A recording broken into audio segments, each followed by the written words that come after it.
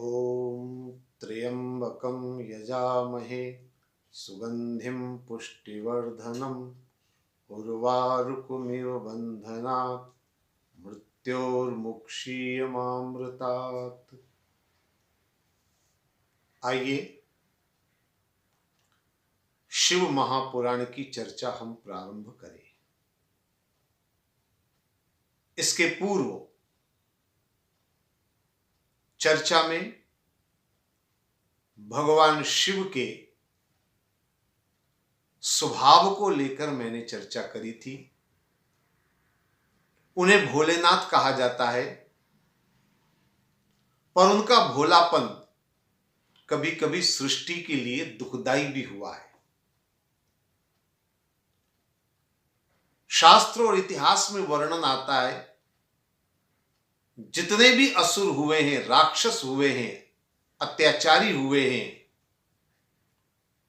भगवान शंकर ने उन सबको वरदान दिया और उनसे वरदान लेकर के उन राक्षसों ने, उन असुरों ने जगत में अत्याचार किए, सृष्टि के लोग दुखी हुए।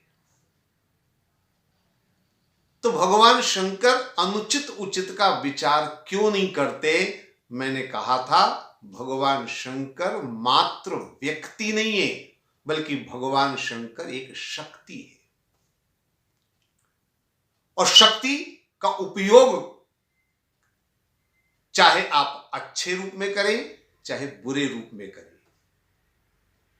शक्ति का सदुपयोग भी हो सकता है, शक्ति का दुरुपयोग भी हो सकता है। आइए अब हम अपनी परिचर्चा को और आगे बढ़ाने का प्रयास करें।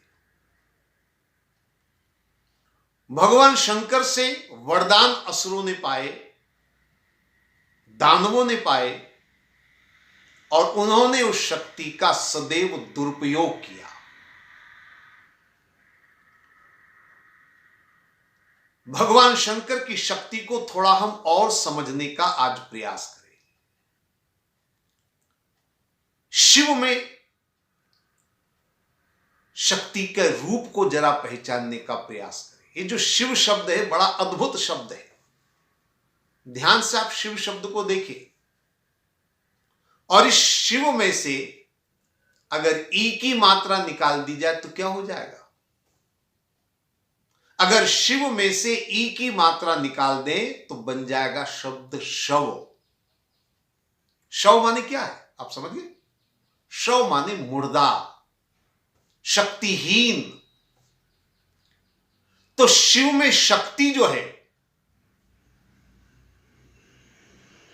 इस शब्द को जरा ध्यान से समझिए। जब ये ई की मात्रा लगती है तो शिव होता है, और जब ये ई की मात्रा निकल जाए तो शव हो जाता है।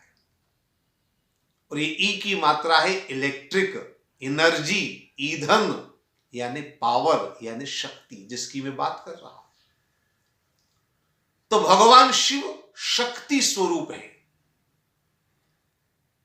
ये एनर्जी, ये इलेक्ट्रिक, ये ईंधन, ये शक्ति भगवान शिव के अंदर है, जिसका उपयोग हम कर सकते हैं। मानव मात्र के कल्याण के लिए भी उपयोग कर सकते हैं, जगत के हित के लिए भी उपयोग कर सकते हैं। मानव और दानव में यही फर्क है। मानव शक्ति का उपयोग समाज कल्याण, राष्ट्र कल्याण के लिए करता है, और दानव उस शक्ति का उपयोग अपने निजी स्वार्थ के लिए, अपने अहंकार के लिए उसका उपयोग करता है। दानव वही है जो निरंतर अपनी शक्ति को बढ़ाकर अपना साम्राज्य स्थापित करने की धारणा रखता है। अगर आज देखा जाए तो आज सारी दुनिया में यही चल रहा है। सारी दुनिया शक्ति के पीछे भाग रही है, शक्ति के पीछे भाग रही है। और ज्यादा शक्ति संपन्न होना चाहता है हर आदमी, हर देश की सरकार और ज्यादा शक्ति संपन्न होना चाहती है। लेकिन अगर केवल शक्ति की होड़ में लग गए तो कभी सुख नहीं मिल सकता है, कभी शांति नहीं मिल सकती, कभी कल्याण नहीं हो सकता है। मैंने एक छोटी सी घटना सुनी थी, कथा सुनी थी, मुझे याद आ गई, मैं आपको बता दूं। शायद इस प्रसंग को और आसानी से समझा जा सकता है उस घटना के द्वारा। एक बार एक आदमी भगवान शंकर के पास गया, शंकर की तपस्या करी, भगवान शंकर प्रसन्न हो गए। पुराणों में तो कई कथाएं ऐसी आती। अब भगवान शंकर प्रसन्न हो गए, प्रकट होकर के कहा वत्स वरदान मांगो। इस आदमी ने अपनी थोड़ी बहुत बुद्धि लगाई और वरदान मांग लिया, प्रभु मुझे ऐसा कुछ दो जो कभी समाप्त न हो, जो कभी खत्म न हो, जो कभी रिक्त न हो, ऐसा मुझे दीजिए कुछ। ठीक वही बात ये आदमी कर रहा है जो रावण ने करी है, जो हिरण्यकश्यप ने करी है। इसने शक्ति का ये वरदान मांगा कि मेरे पास जो चीज रहे वो कभी समाप्त न हो। भगवान शंकर ने तथास्तु कह दिया। अब तथास्तु कहकर भगवान शंकर अंतर ध्यान हो गए। इस आदमी ने कहा अरे शंकर जी ने वरदान दिया पर दिया तो मुझे कुछ नहीं। तुरंत उसने हाथ पर देखा, उसके हाथ में 3 चावल के दाने थे। बड़ा मन में कोसने लगा भगवान शंकर को, मैंने इतनी बड़ी तपस्या करी, वरदान में क्या दिया? 3 चावल। क्या होगा इससे? और मैंने तो मांगा था और दिया ये 3 चावल। तो क्रोध में आकर उसने वो चावल के दाने जमीन पर फेंक दिए। जैसे ही जमीन पर फेंके फिर 3 चावल हाथ में आ गए। फेंकता गया, हाथ में चावल आते गए। तब उसके समझ में आया कि शंकर जी का ये वरदान क्या है। अरे ये तो मैं तो इससे अपार संपदा प्राप्त कर सकता हूं, दुनिया का सबसे बड़ा अमीर में बन सकता हूं। करना क्या, मुझे केवल चावल नीचे गिराना है, नए चावल आते जाएंगे, चावल का ढेर लगता जाएगा। बड़ा प्रसन्न हुआ उस वरदान से और दौड़ा दौड़ा घर गया। जाकर के दरवाजा खोला, दरवाजे के अंदर जाकर पत्नी ने पूछा आप तपस्या करके आए? बोले हाँ। वरदान मिला? अरे बोले बड़ा अद्भुत वरदान मिला है। क्या मिला है? आदमी ने कहा देखिए वरदान मिला है। पत्नी ने माथा ठोका, बोली 3 चावल किस काम की? पति ने कहा इसका चमत्कार अभी तूने नहीं देखा है, अभी मैं बताता हूं। उसने कुछ चावल गिराए, चावल का ढेर हो गया। पत्नी भी देखकर अवाक रह गई, गदगद हो गई। अरे वाह, इतनी अद्भुत शक्ति आपको मिल गई, ऐसा वरदान आपको दिया भगवान ने। पत्नी बड़ी प्रसन्न। पति ने कहा अब तुम प्रसन्न ही होती रहोगी या कुछ मुझे खिलाओगी पिलाओगी? इतनी लंबी तपस्या करके आया हूं, कुछ खिला दो, मुझे भूख लगी है। पत्नी ने सोचा अभी अभी चावल का यहां उत्पादन हुआ है, यही बना दूं और खिला दूं। जल्दी से पत्नी ने चावल लिए, चूल्हे पर चढ़ा दिए और कुछ समय में चावल पक करके तैयार हो गए। पत्नी ने चावल की हंडिया को चूल्हे से उतारा। अब जैसे ही चूल्हे से हंडिया उतारी, एक दूसरी हंडिया चूल्हे पर चढ़ गई, क्योंकि वो तो कभी खत्म होने वाले थे नहीं, अक्षुण चावल। दूसरी हंडिया उतारी तो तीसरी चढ़ बैठी। 2-3 हंडिया उतारने के बाद पत्नी ने कहा छोड़ो, चूल्हे पर है तो रहने दो, मुझे क्या करना है, पहले पति की भूख मिट जाए फिर आगे हम सोचेंगे। दौड़ी दौड़ी हंडिया में से चावल लेकर के आई और पति से कहा आज तो मैं खुद अपने हाथों से आपको खिलाऊंगी। उसने चावल का 1 गिलास चावल का मुख में दिया और उस आदमी ने बड़ी आत्मसंतुष्टि से वो चावल का गिलास अंदर निगला। जैसे ही चावल अंदर निकाले, दूसरा गिलास अपने आप मुंह में आ गया। पत्नी तो देखती रही कि मैं कब इनको दोबारा खिलाऊं, पत्नी को खिलाने का मौका ही नहीं मिला। जैसे उसने चावल निगले, वो फिर चावल के गिलास मुंह में। जब तक भूखा था तब तक तो बड़े आनंद से वो चावल खाता रहा, पर जब पेट भर गया और उसके बाद भी चावल मुंह में, अब परेशान पति पत्नी दोनों घबरा गए। ये क्या मुसीबत है, अब क्या करें, अब इसको कैसे समाधान करें इस समस्या का। निगलते निगलते निगलते ये स्थिति हुई। जैसा कि आप सब जान सकते हैं, अति भोजन भी शरीर के लिए मृत्यु के समान होता है। उस आदमी की मौत हो गई। अब जब आदमी की मौत हो गई, पत्नी बड़ी दुखी थी, लेकिन करे तो क्या करे। कोई समाधान भी नहीं था उसके पास। गांव के अपने परिचित 2 4 8 लोगों को बुलवाया, बोले ऐसा ऐसा वरदान मिला था और ये हुआ, अब क्या करें।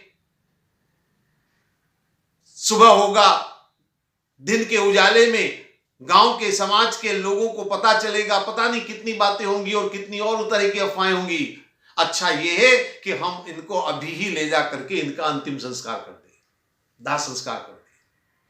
तो 4 8 जो खास लोग थे उन्होंने अर्थी बनाकर अर्थी उठाई कंधे पर और चल दिए शमशान घाट की ओर, कम से कम इसका अंतिम संस्कार करके इस समस्या का अंत तो करे कम से कम। शमशान घाट के किनारे पहुंचे, विश्राम घाट के ऊपर जैसे अर्थी को नीचे उतारा कंधे पर से, उन 4 6 लोगों ने एक और अर्थी कंधे पर चढ़ बैठी। अब तो गांव वाले भी बड़े दुखी हो गए।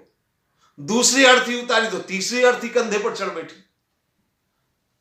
गांव के लोग रोने लग गए और भगवान से प्रार्थना करने लगे, प्रभु इसके अपराधों की सजा हमें क्यों मिल रही है, ये अर्थी का बोझ हम कब तक उठा पाएंगे। कथा चाहे सही हो चाहे गलत हो, चाहे इसे हम दृष्टांत के रूप में लें, लेकिन एक बात निश्चित इस कथा से समझ में आती है कि शक्ति की अत्यधिक लालसा और पिपासा आदमी के दुख और विनाश का कारण हो सकती है। इसलिए मैं कहता हूं कि शक्ति का सदुपयोग करना जीवन में आना आवश्यक है। भगवान शिव शक्ति स्वरूप है, लेकिन ये शक्ति किस रूप में है, थोड़ा इसको हमें पहचानना होगा, थोड़ा हमें जानना होगा। और भगवान शंकर में ही ये शक्ति क्यों है, मैं आपको एक बात बता दूं, ये शक्ति केवल भगवान शंकर में नहीं, बल्कि ये शक्ति हम सब में है। हर मानव में ये शक्ति है। कौन सी शक्ति, मैं किस शक्ति की बात कर रहा हूं, थोड़ा समझने का प्रयास करें। भगवान शंकर में जो शक्ति है, वो शक्ति बाहर भी निकल कर आती है। मैं उसका प्रसंग प्रमाण आपके सामने रखूं। रामचरितमानस में तुलसीदास जी ने वर्णन किया है, तब शिव तीसर नयन उघारा और चितवत काम भयो जरी छारा।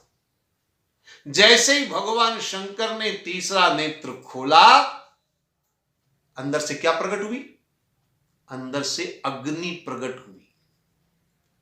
यही ईंधन, यही एनर्जी की बात मैं कर रहा हूं। भगवान शंकर के अंदर जो शक्ति है वो अग्नि स्वरूप है, और इसलिए जब तीसरा नेत्र खुलता है, ये तीसरा नेत्र देखने के लिए नहीं भगवान शंकर के। आपने भगवान शंकर के स्वरूप में तीसरा नेत्र देखा होगा। ये तीसरा नेत्र जब भी खुलता है, अग्नि प्रकट होती है।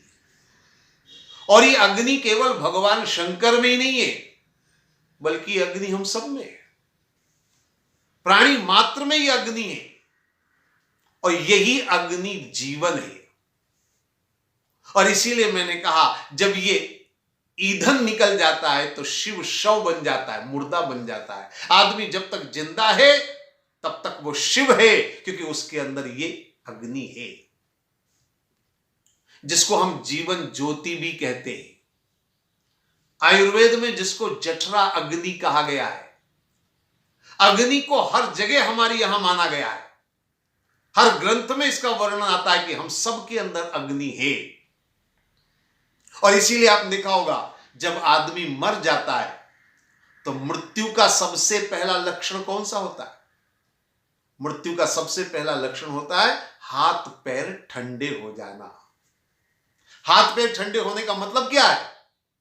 वो आग थी, वो बुझ गई। जो ज्योत थी वो बुझ गई, हाथ पैर ठंडे हो गए।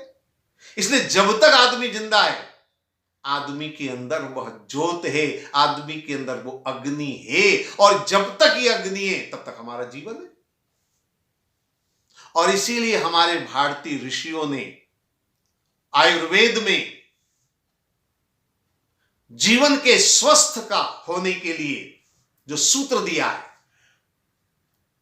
उसमें उन्होंने योग और प्राणायाम को महत्व दिया है। मनुष्य को अगर स्वस्थ रहना है, लंबी आयु अगर जीना है, तो योग और प्राणायाम को जीवन में जोड़ना पड़ेगा। योग और प्राणायाम को क्यों जोड़ने की बात कही?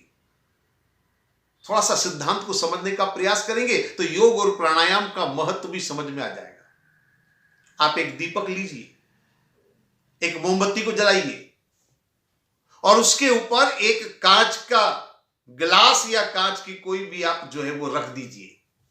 कांच का इसलिए मैं कह रहा हूं ताकि आपको दिखाई दे। जैसे ही आप ऊपर कांच की गिलास रखेंगे वो दीपक एक क्षण में बुझ जाएगा। क्यों बुझ गया?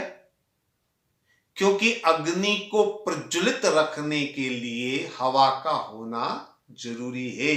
हवा अगर नहीं मिलेगी तो ज्योत बुझ जाएगी, दीपक बुझ जाएगा।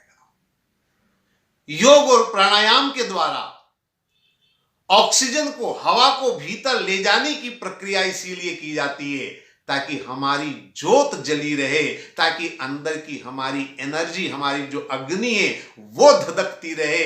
ये इसलिए योग और प्राणायाम का महत्व है। तो अग्नि हम सबके अंदर है। हाँ, ये जरूर हम कह सकते हैं कि हमारे अंदर वो अग्नि कम मात्रा में है, भगवान शंकर में वह अग्नि बहुत अधिक मात्रा में है। ये अंतर जरूर है। हमारे अंदर बहुत कम मात्रा में, भगवान शंकर में वो बहुत अधिक मात्रा में है। और इसीलिए भगवान शंकर के चरित्र में आपने सुना होगा, शायद हम विचार नहीं कर पाते लेकिन कभी आपने सुने तो होंगे, आप ध्यान दें। भगवान शंकर का निवास कहां पर माना गया है? कैलाश पर्वत। और ये जो कैलाश पर्वत जहां उनका निवास बताया गया है, आप जानते कैलाश पर्वत? हिमालय की यात्रा आप में से कई लोगों ने करी होगी। हिमालय से कैलाश पर्वत और भी ऊपर का स्थान है। और हिमालय में भी पर्वत की चोटी पर नहीं, बल्कि जहां पर्वत प्रारंभ होते हैं, बद्रीनाथ केदारनाथ की यात्रा आप में से कई लोगों ने करी होगी और वहां का अनुभव भी आप जानते होंगे।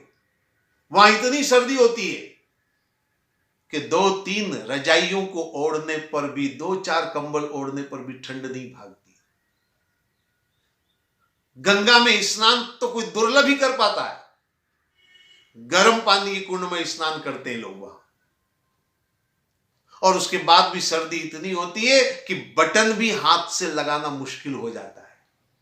ये वहां की स्थिति बता रहा हूं मैं, जहां बर्फ है नहीं बल्कि बर्फ दूर से दिखाई देती है, वहां इतनी सर्दी है। तो हिमालय की चोटी की कल्पना करें, और हिमालय की चोटी के साथ कैलाश पर्वत की चोटी कल्पना करें, कितनी ठंड है, जहां आदमी का जिंदा रहना संभव नहीं है। और वहां भगवान शंकर खुले बदन बैठे हैं। कैसे संभव है? सीधी सी बात है, भगवान शंकर अग्नि स्वरूप है और इसीलिए तपती अग्नि को बर्फीली चोटियों से कोई प्रभाव नहीं पड़ता। इसीलिए भगवान शंकर कैलाश पर्वत पर भी आनंद पूर्वक खुले बदन रहते हैं। ये प्रमाण है कि भगवान शंकर के अंदर वो अग्नि है, बहुत अधिक मात्रा में वो अग्नि, और इतनी अधिक मात्रा में अग्नि है उनके अंदर कि कई बार वो वस्त्र भी ठीक से नहीं पहन पाते। भगवान शंकर के स्वरूप को लेकर के एक सवाल अक्सर मन में उत्पन्न होता है, खासकर नई पीढ़ी के तर्कवादियों के मन में सवाल उठता है, बुद्धिजीवियों के मन में सवाल उठता है। कई बार वर्णन हम सुनते हैं कि भगवान शंकर नग्न रहते हैं, शरीर पर वस्त्र के नाम पर एक बागंबर लपेटते हैं, वो भी कभी कभी, कभी तो निर्वस्त्र भी, नग्न भी उनका वर्णन आता है। तो एक सवाल मन में पैदा होता है कि भगवान शंकर देवादिदेव आखिर निर्वस्त्र नग्न क्यों? क्या उन्हें नग्न रहने में अच्छा लगता है? क्या उन्हें नग्न रहने का शौक है? आखिर ये नग्नता क्या है? रामचरितमानस में वर्णन आता है, भगवान शंकर बारात लेकर जब ससुराल पहुंचे हिमालय पर्वत पर, शिव पार्वती विवाह के प्रसंग की विस्तार से चर्चा तो हम जब शिव पुराण प्रारंभ होगा करेंगे, लेकिन एक छोटी सी बात यहां अभी मैं बता रहा हूं। जब पहुंचे तो वर्णन करते तुलसीदास जी, तन छार व्याल कपाल भूषण नगन जटिल भयंकर। किस रूप में पहुंचे? नग्न रूप में पहुंचे। विवाह करने गए हैं, ससुराल में गए हैं, दूल्हा बन करके गए हैं, और कैसे गए? नग्न होकर के। थोड़ा मन में विचार आता है, क्योंकि आमतौर पर समाज में परिपाटी यह है कि दूल्हे को सबसे ज्यादा वस्त्र पहनाए जाते हैं, दूल्हे को सबसे ज्यादा सजाया जाता है। आपके यहां भी शायद ऐसे ही होता होगा। कई बार तो दूल्हे को इतने कपड़े पहनाए जाते हैं, इतना उसका श्रृंगार किया जाता है कि कभी कभी वो दूल्हा कम कार्टून ज्यादा लगने लगता है। और इतने कपड़े पहना जाते हैं। मई जून में भी शादी अगर आप देखें, इतना सूट बूट वगैरह इतने कपड़े लादे जाते हैं कि दूल्हे का हाल बुरा होता है, पसीना छूटता है। और मुश्किल की बात यह कि बेचारा दूल्हा कह भी नहीं सकता किसी को कि मुझे पसीना छूट रहा है। अगर कभी अपने मित्र को, कभी अपने किसी साथी को कह दे कि मुझे पसीना बहुत छूट रहा है, तो उसकी हंसी उड़ाएंगे उसके साथी, और दूल्हे से व्यंग करते हुए कहेंगे अभी शादी हुई नहीं, अभी से पसीना छूटने लगा, बाद में क्या होगा। इसलिए बेचारा चुपचाप सहन कर लेता है।